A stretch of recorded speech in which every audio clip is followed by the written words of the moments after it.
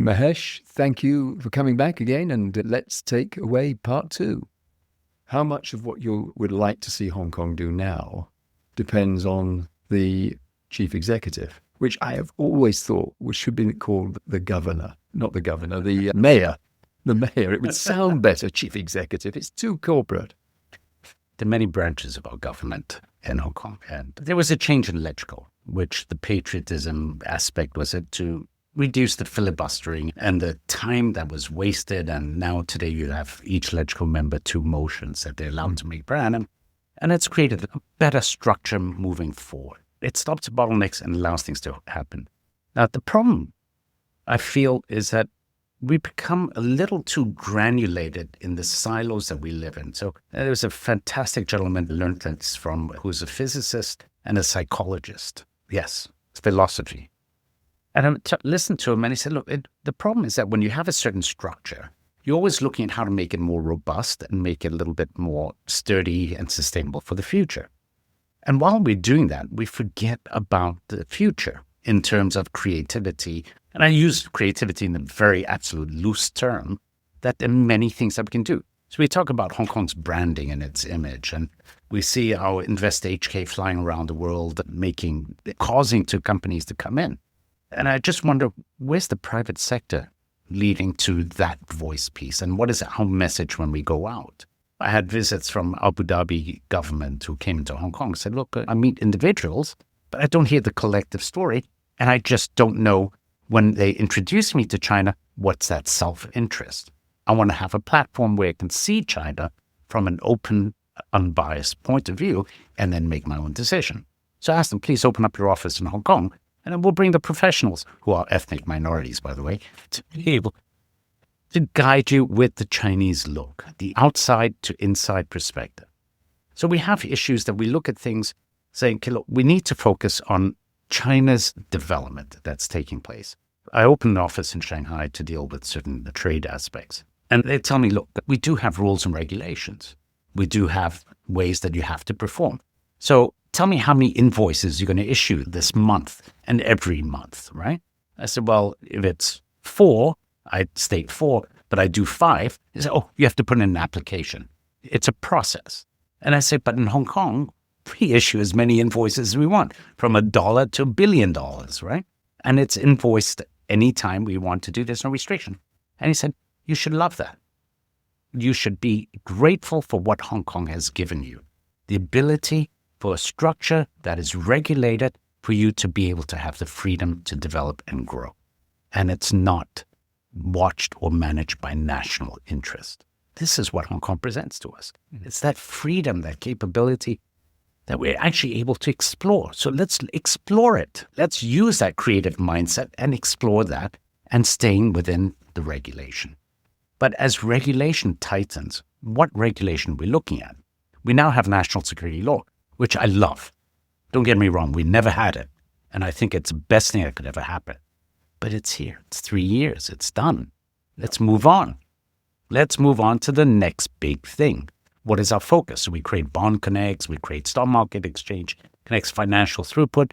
That system works. We need to upgrade our systems. We need to make a few adjustments here and there in the way that the financial aspect. So we took in blockchain and we said regulate it and make it work.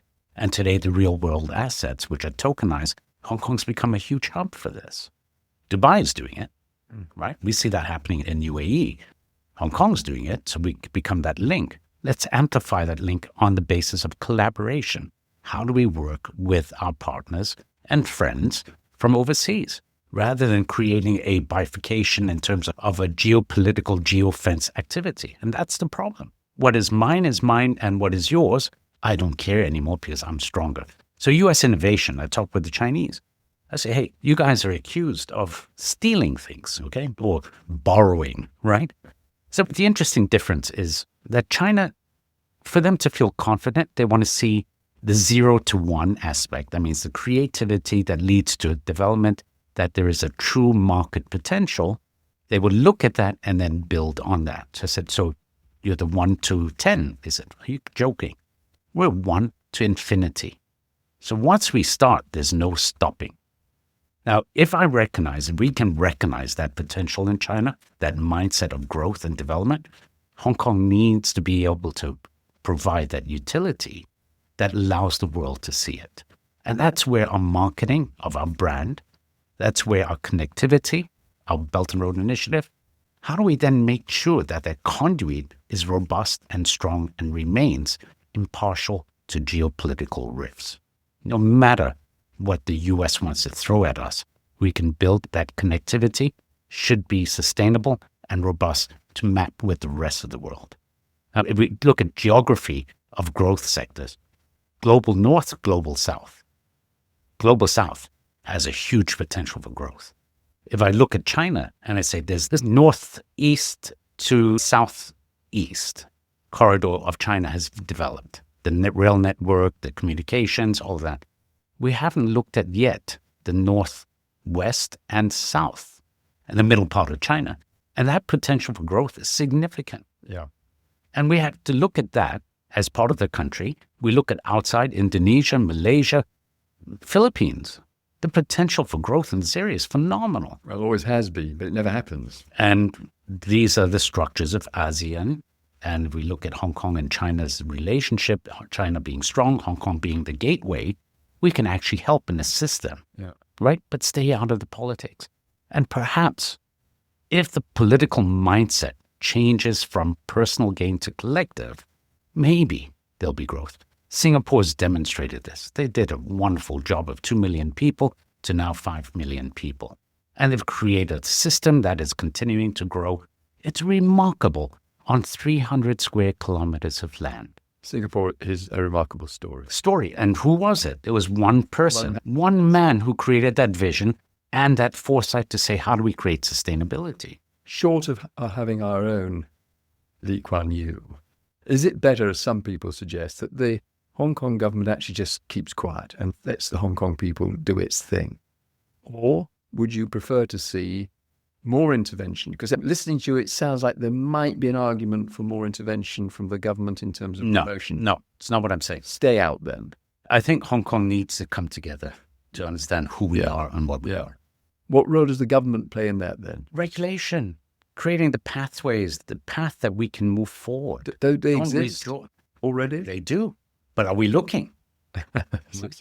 Circular argument, really. Yeah, it comes in. And we need to look at this and stop thinking about how quickly I can get my money back. And this is something, of course, we all look at. Yeah. Hong Kong's not a cheap place. It's expensive. And we always did that, by the way. We've always looked at investments for returns on those investments. But I tell you, how many brands, hotel brands, hospitality brands, you think Hong Kong has created that become multinational or global? I don't know, but I hear the best one's Holiday Inn. Well, of course. For listeners that don't know. But what have I said to you? There are Harilela 23 brands that came out of Hong Kong. Is that right? That went multinational or global. They started here? Started. Give me a couple. Well, let's look at Rosewood as an example. They bought the brand from the US, brought back to Hong Kong, and then built that structure of Rosewood. Now they have 20 hotels and partnerships and 20 hotels. Shangri-La moved from Malaysia, came to Hong Kong. Hong Kong is HQ. How many hotels do they have? They're all over. Hundreds. Yeah. Right? Okay. Peninsula. Yeah. Mandarin. Yeah. Goodness, you're right. If we look at all these brands that were created in Hong Kong. Was the Mandarin first here? Yes. Yes. Peninsula first. The Bangkok, the Oriental Peninsula. was Oriental and the Mandarin, the management company. Mandarin is Hong Kong land, right? Yeah. Which is Jardines. Right. Right. So Jardines has been here for 150 years. Right. If you look at Swire, similar in that historical relevance to Hong Kong. There were Hong Kong companies until 97 and things shifted. But I think they're still here. They're ubiquitous in Hong Kong.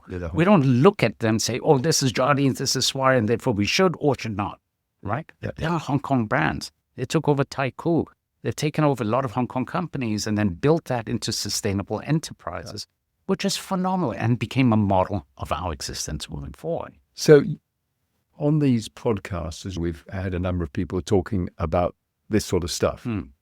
So the big question eventually for everyone is, we've always had that spirit that you've talked about in the past. We've been written off occasionally and we come bouncing back. There is a doubt, I sense, not with you, by the way, necessarily, so fine. but I hear in others a doubt that this time it's going to be quite the same. Now, I suspect that each time there's a crisis, there's a doubt that it's going to be quite the same. I mean, after SARS, people didn't all go out and buy property immediately. Yeah. They waited until it started to happen. Is it going to happen this time? I had this conversation with our financial government division, the FSTB, and the Hong Kong Economics Department. I had this very conversation. Yeah, Hong Kong's transient. People come, people go. But I also recognize that we do have a population of 7.4 million people, 7.5 now, right? Million people that have to live here, don't want to leave, or are born and raised and they don't know anywhere else. So we have that population. We have to look at how we can sustain this population and allow it to grow. And I come to this issue of the ethnic minority. It's being used in so many different ways, and it's just taken a very negative turn, even though it's a good identity marker, right? Because we are different ethnicities and we are a minority population. But that's what's special about Hong Kong. That's what makes it work. But the problem is that there's a lot of negative connotation which has come in by way of crime, criminal activities. They say it's Pakistani, or it's South Indian, or it's a dark-skinned person. And these are people who have come in as asylum seekers sitting in transit in Hong Kong, looking for opportunities and jobs, and then they're being used by certain groups to be able to hire them to give them some income, but they're actually performing illicit activities, right? Then you have those like us, who are 96 years in Hong Kong, who have come in here as a professional and built their lives. And you have the backpackers on the British Empire that came into Hong Kong, discovered a cheap way of living, started to work and ingrained themselves in life in Hong Kong, and decided this to be their forever home. What happened to all of these people that helped to build Hong Kong's economy at the most transitional period of Hong Kong, where we discovered that Hong Kong became a financial powerhouse, not by design? It wasn't that we planned or created this. It was by accident of providing financial utility to companies in trading. Well, that touches on something that, again, has been going around my mind as I've listened to you. Because we talk about, and you've been talking about, what needs to be done in order to create a situation where we move forward. But I was thinking this very thing, that if you look back over our history, most of it's accidental. And most of life is accidental. I mean, if you want to make God laugh, tell him your plans. Yeah. Yeah, so that's right. So when I was listening to this, we all want to find solutions. We want to kickstart Hong Kong. We want to drag it up. And by the way, this could be a conversation we were having in Australia or New Zealand or the United States or England and so on. I mean, I don't know anyone around the world that's bubbling away and thinking it's great. I don't understand why the stock market's so high. But in any event, it just seems to me that in some ways we just want to throw up our hands and go, let it all happen. Let's not worry about it. Just let government be quiet and we'll get on with it, and Hong Kong will do what it always does, versus too much oversight and trying to make... I mean, it always sounds rather weak when you push yourself forward. Just let it happen. How about that for a thought? Well, I agree with everything you just said. It can happen anywhere and everywhere in the world. But the difference is the mindset of the Asian mindset versus the Western mindset, and the way that I think this comes back to a historical relevance, and it's education that also has something to do with it. Yep. And education's not just in school of Western books of the way that we taught, but it's a cross-regional understanding. As we study geography in school in Hong Kong, we can actually name most countries in the world pre-border changes. And I've gone to other countries and I've asked people, like, do you know where North Korea is, for example? And they'll point at Mexico because, of that potential threat to that environment. So it has to be close by mindset. It has to be on our doorstep. Quite often we get mistaken for Japan in the West. When I went to university in the US in 1980s, and they asked me, so Mahesh, where are you from? And I say, from Hong Kong. So you speak Japanese? Exactly. So, well, I don't know how you knew that, because of my numerous trips to Japan as a child. But no, we don't speak Japanese, we speak Chinese. How do you speak Chinese? Isn't Hong Kong in Japan? So anyway, that story aside, I think you come back to what you're saying in terms of regulation and government oversight. Hong Kong's always been laissez-faire. Let's go with that. Right? non-government intervention, non-government involvement, Yep. free enterprise, and grow and develop. But we've had regulations in place that make sure that the guardrails don't go too far in excess of behavior or aspects of trust and invasion of, I would say, creating a negative mindset of doing business in Hong Kong, that we're all crooks and we're all here to take advantage, and therefore you erode that element that Hong Kong worked so hard to create. We're a trustworthy port. We're a port of call for trust. When you come in, I don't mean structure in terms of a financial instrument. I mean in terms of human behavior and activity, right? It's a safe city. It's a safe city in every aspect. So the regulations that come in are necessary to ensure the guardrails of trust maintain. How do we then establish and ensure that that's pushed overseas? And there's two sides to that. There are two ways to do it. The government goes out and says, come and open up in Hong Kong. You're in a safe environment. The other side is for the business people, the travelers, as well as Hong Kong's backpackers now going outwards to say, come to my city. It's fantastic. Yeah. We got dim sum and char siu. Come over. What could be better? Well, unless you're just promoting the night market at fish balls, and we can't just keep promoting that. We've got to talk about the other attributes. Yeah. And let me ask you this, Jonathan. What do you think makes Hong Kong significantly different from any other city in the world? Well, we could go for a long list of those. Give me 5. Oh, goodness. You're making me work for my...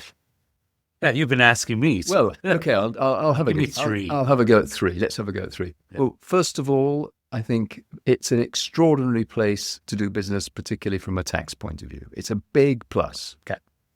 2, it's very devoid of racism. Mm. So that's the ethnic bit again. I mean, there is an acceptance generally, ordinarily, of all races here. Thirdly, well, it's a beautiful split between East and West. Nowhere's quite as inviting of both parts of the world. The East meets West best in Hong Kong.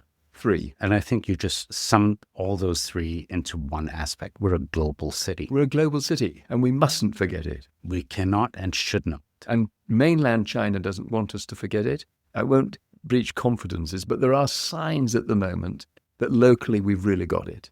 They know that we need to remain very, very diverse. I do argue this in private to friends and corporations in Hong Kong, is that we cannot just look at Hong Kong into China. We have to look at China outwards. Yeah. And there is a huge cultural difference between behavior in China and behavior in Hong Kong of Chinese people. That cultural influence is hugely significant. Mainland Chinese have gone to America, they've been educated in America, they come back to China, and then all of a sudden the society compresses you into a certain expectation of behavior, right? Yeah. Hong Kong has society pressures in many different ways, and our behavior is global, so there's no one right and there's no one wrong, right? Mm. Unless you go out and you hit somebody and perform a criminal act or cancel me in many different ways. But that's not the collective, right? Hong Kong is really a universal city. It's universal. We'll talk to Africans, we'll talk to the West, we'll talk to every country in the world. Yeah. The Central Asian, we'll talk to the US, we'll talk to South America, and we'll do business in every facet that we can find. Now, it's a behavioral thing. We look at one religion, I would say, that Hong Kong has, and that's the dollar sign. It's not about God or deity, but it's a dollar sign. But the dollar sign has those attributes that surround it, which is faith, which is spirituality, which is God, which is country, which is children and continuity, legacy development. Other countries, I don't know if I feel that. I don't feel that connection. You can say, okay, look, I'm going to a Christian country, or I can say I'm going to Islamic country and I go somewhere else. And that becomes your behavior. But Hong Kong is that universal adapter. And I've said this to people in China, I've said it to people internationally. Hong Kong is that universal adapter. You come in with a British plug that's 3-pronged, which is a Hong Kong thing. You go to China, we help you to convert it into a 2-pronged adapter. If you come from America, 2-prong is different from the Chinese 2-prong. So we'll help you to create that adapter environment through the professional services and through the regulation that's been established in Hong Kong. I like the analogy, the electric That's it. adapter, the plug. We are the plug. Can I speak for a moment about the elephant in the room? Sure. At the time of the transition, the handover, 1997, the discussions between the two sides envisaged a national security law. Roughly 160 countries around the world have that piece of legislation. They look vaguely the same around the world. Mm. The British side thought it was a good idea, and I gather the Chinese side thought it was a good idea. And it was only pressure of time that stopped it being introduced. It's an outcry, 2003. Yeah, but this is earlier. Yeah. It was accepted that Hong Kong would do well to have a national security. That's my understanding. I wasn't part of it, but those that were tell me that was the plan. Yeah. And then, as we know, eventually it was introduced, and it was introduced really because of 2019 and the social unrest. Yeah. And the riots, and the perceived and possibly correct assumption that there was outside influence as well. Correct. So it became law, and there was a lot of anxiety surrounding it. And then you had the double whammy of 2019 and the riots, and then the COVID. Yeah. And it wasn't a good period for us or the world. No. Now, when I go, as I often do, to Spain, and I ask where I come from, I say, well, I come from Spain a bit and Hong Kong. Mm. And everyone used to say for years and years, whoa, my favorite city, fabulous. I love Hong Kong. I get people say, yeah, you were in Hong Kong, but where are you now? And I'm in Hong Kong. Yeah. But it's not safe. Sure. So then you spend half your lunch explaining to the people in the next table why you're still in Hong Kong, that it is safe, and it's not the way the Western press present it. Okay, but the elephant still remains in the room, because you and I know the truth, and most people in Hong Kong know the truth. But in the Western world, because of the Western press, which is so often misleading, we're perceived as somewhere where you can't go out for a coffee without looking over your shoulder and expecting to get arrested. As much as we can talk about all the facets of Hong Kong that are saleable, all that is good here, and the fact is that we're getting more IPOs here now at the moment than ever before, with a big, so on. So there is a shift, and people are coming back in. Long-haul flights have increased, I think, about 15% in the last month. Sure. It's happening. But the difficulty we seem to have is shaking off the perception that somehow national security law has caused everyone to be fearful, when in fact the likes of you and I find that it helped settle the place down. Yeah.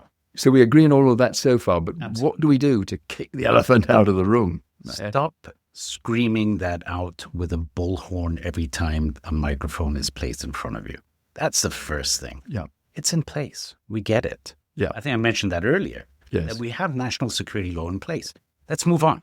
Yeah. Let's move on to the other attributes. Let's talk about the other aspects of growth and development and future foresight. And I just brought up one element of this new space economy as one of the mechanisms that we can use to start talking and sharing with the world that Hong Kong's the financial capital to help you in structuring and developing your financial returns and foresight. Yeah. So that's just one. Yes. The other aspect we don't talk about is the number of international schools that exist in Hong Kong. Yeah. Phenomenal. Yeah. All coming here. I mean, albeit the prices are ridiculous, but they are everywhere, Mahesh. Yeah, they are. But I think there's something else to do with that. And I think our government education system needs to be tweaked for the local people. There's a language. I was going to mention language, because I know that's an issue that you're concerned about. I am hugely concerned that when I talk to my counterparts in China, and I see that a lot of them try to learn English so that they can understand. And English is not difficult because there's no real hidden nuance unless you really get to that professional level. Whereas Chinese characters do have that hidden nuance because it's a 3,000, 4,000-year-old culture that has language created through the Oracle bone script. And I'm saying that in the education system, we boil things down to memorization, and we don't allow for creative thinking, for pre-processing or understanding.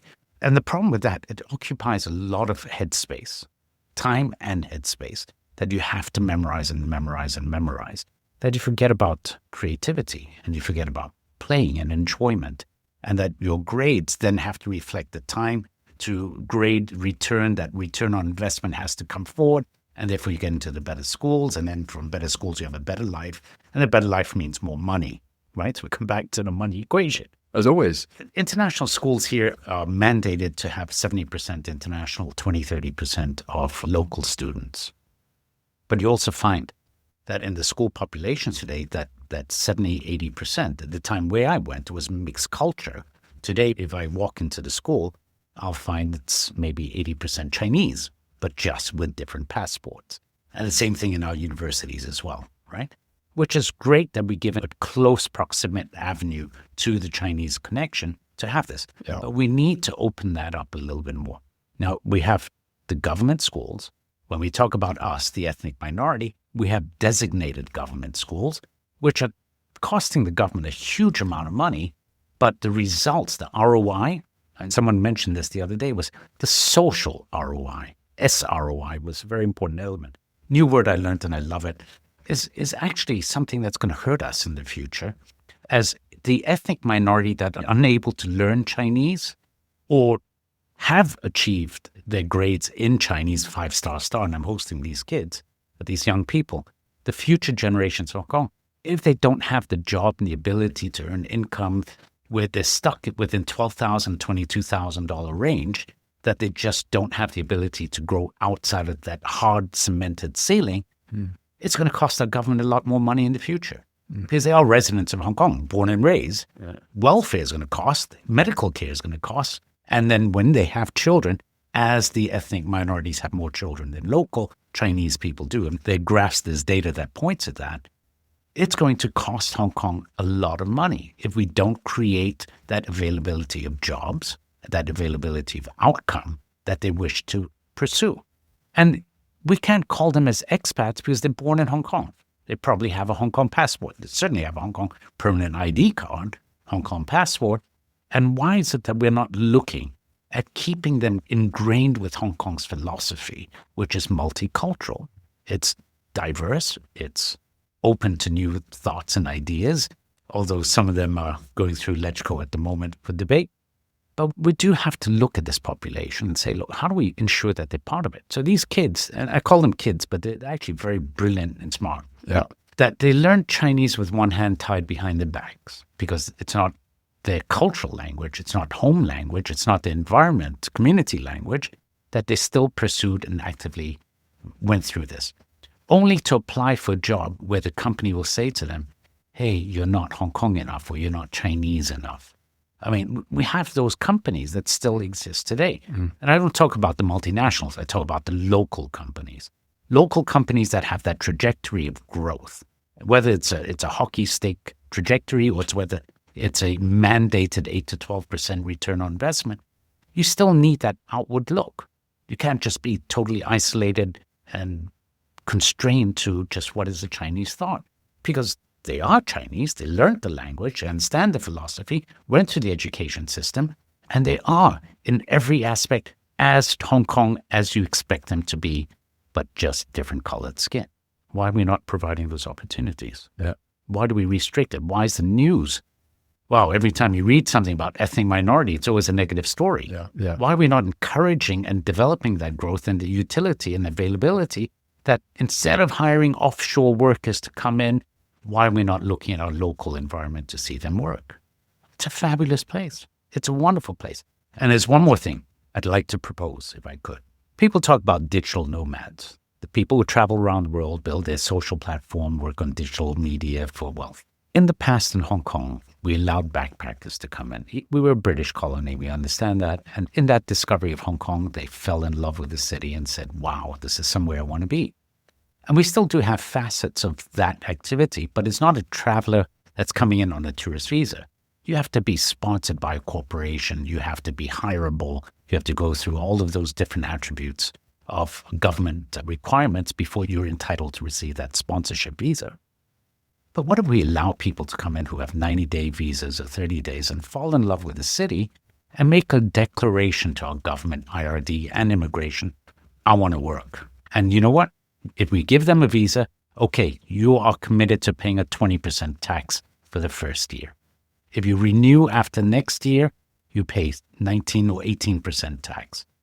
After the second year, you find people fall in love with this city.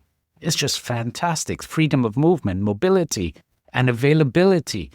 How do you then say, go away? You don't. You say, okay, after second year, you make a declaration, you want to stay, we'll normalize you to a normal person, and we'll give you the starting goal of that ID card 7 years from now, right? Why don't we look at a platform that creates this differential tax bracket?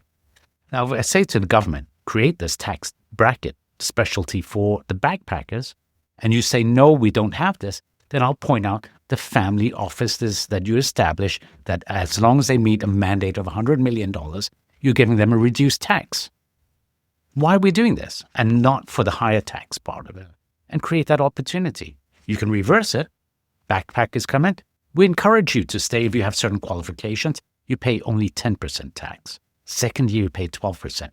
And then after third year, when you make that declaration, we charge you that 16%. Why are we not doing this? Are you optimistic? If someone's listening, like today, The platform today. and I mentioned it to government, I mentioned to a few people, but there's a lot of work that Hong Kong government needs to do. There's a lot of challenges that they face. And when you're facing the challenges and you're relying on empirical past data, you're not thinking forward. You got to look at that and understand what's happened in the past. How do we ensure that we maintain that and not change the basket that which we look at as our measurement, but look at how we can create sustainable growth and development in Hong Kong? And I'm saying there are other ways. That's a creative way. I could be wrong, but it is a thought. Why are we not sharing those thoughts and letting somebody run with it? I'm not looking for that accolade. I'm not looking for that reward. Take it, run, go forward, empower, and make sure that Hong Kong population in that competitive environment will grow with new opportunities. Well, there are a lot of people, Mahesh, that we know, you and I, who are out there and wanting Hong Kong to succeed again. Actually, that's not quite right, because it hasn't failed. It's just that we know there is better to come. Yeah. That, like so many places around the world, it's difficult times. But It's the longest period of lull that we've had. Yeah, Uncertainty. and low property prices are always an indication of a region in difficulties. You don't have good times with depressed property prices, I'm told. If we expect property prices to rise on a CAGR of 28% and it's just a surefire way of making money, what happens to you as a business person? You buy a property, it goes on value, you borrow against that. You buy another property, it goes on value because it's sustained, guaranteed growth. 28% per annum over 20 years. Yeah. It makes you lazy. Yeah. It makes you complacent. And that expectation to say, when you actually face a crisis, how do you deal with it? What happens with it? And then you become a hoarder. Oh, my rents can go up, I'm guaranteed. If you look at our shopping malls, and I want to come back to this point. Yeah. You talk about flights coming in, growing, long-haul flights coming at 15%. Something like that. And we've got, 50 million people going through our airport. Yeah. A friend of mine who was flying in from Canada said to me, Mahesh, I'm flying to Hong Kong and I'm going to Vietnam after I go to Hong Kong, right? I said, what's in Vietnam for you? So I've never seen it. And by the way, the flights were 30% cheaper for me to fly via Hong Kong on a Hong Kong airline to Vietnam than it was point-to-point Toronto, Hong Kong return. It was 30% cheaper for me to add an additional destination. How odd. Yeah. So we talk about the transit in Hong Kong airport. How does that lead to consumptive expense environment in Hong Kong? Where's the consumption? Yeah. Yeah. It doesn't exist. Yeah. Then when you walk around our malls, other than the beautiful K11, it's the same shops. Yes. It's the same cookie cutter environment. Yeah. When I walk into one, if you take me blindfolded, I'll say it's the same shopping Same mall, thing. Yeah. right? Yeah. And it's cookie cut to the thing because the return on investment aspect is a guaranteed return. So we can raise our rents and we raise it annually. Inflation is through 2.35%, or we can raise it 6% because demand is very hot. But if you don't sustain that consumption, that demand, as we've seen in Causeway Bay, has completely fallen apart. Collapsed. It's a nuclear bomb in Causeway Bay. We just outpriced ourselves, right? Yeah. And then all of a sudden we're happy that we have these $25 shops that open up for food. And that operates at 18 hours a day, and you're having these $25 2+1 meals and chow tan tangs. What happened to our quality of Michelin, non-Michelin, aspirational restaurants and F&B environment that we had? Yeah. And we had 270 closed down, but we say, we should be happy 269 are opening up. And saying, what's the quality that we're offering on the 269? It's chow tan tang and the 2+1s. which is great. It's a new feeding environment, but you can't have it side by side in every environment. Where's the culture? Where's that vision that when we look at a harbor and we say, what a beautiful, stunning sight Hong Kong is, the vision that was created that we can enjoy and feast on every day and embrace and be grateful for. Then to walk on the streets and only see these cheap shops that are opening up. How does that lead to Hong Kong culture? How can we say that fish balls at $3 a fish ball is going to sustain our economy? It doesn't add anything to our taxable income. So we need to create that other element, right? And I made a proposition, if I may. Go ahead. More. Yes, please.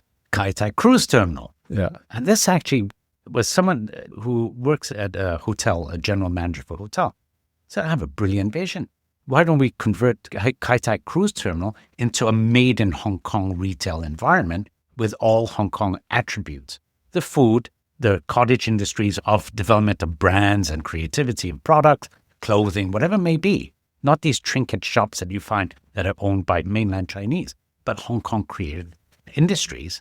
And let's anchor it with a Bruce Lee Museum, interactive AI, AR, video, film, and the other side with the music, the canto pop side of it, and create that immersive experience that does two things. One, tourists coming in on those cruise ships now have a place to stay, work, function with the hotels nearby and sports stadium.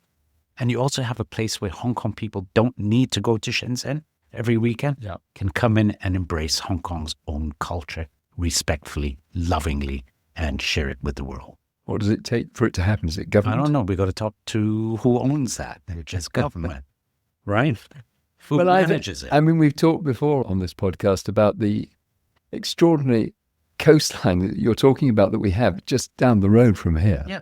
Between here and, say, a convention centre. But there's no outlets on it. Nothing. It's just a piece of pavement. It's dining options where we have thousands of dining options. We've got one of the great coastlines, and it's barren. And there's nothing there. Talk about the West Kowloon Cultural District as well. And there are many thoughts with that. Instead of having an open walkway, you should have done something a little bit more sheltered so that people during inclement weather conditions can actually access, right? Be able to move around and enjoy that environment and enjoy the food and beverage. And Kai Tak Stadium. We're going to sound as if we know it all and we know what should be done. But the fact of the matter is, you are expressing the frustration and the desire wrapped in one to make sure that Hong Kong prospers. Absolutely. And that's it. And we'll come to that, right? I mean, let me just wrap up some of the things you said. Is it us, the private sector, or is it the government? Yeah. The private sector has to move forward. And I can paint many different layers in this as well. Is in our startup environment. It's a risk investment. How do we get that to become non-risk? How do we get that mentorship, that growth entity? How do we get the EYs, PCWs, PWCs, and everybody else to come in and say, here's how we're going to frame it and identify those risk structures and move forward and create that startup environment. Now, the problem with Hong Kong is that it's a small demographic playground for you to test and don't have to do it expensively. Do it as a cheap place. The second aspect is that Hong Kong then becomes a springboard to the global south in taking that tested environment and moving forward.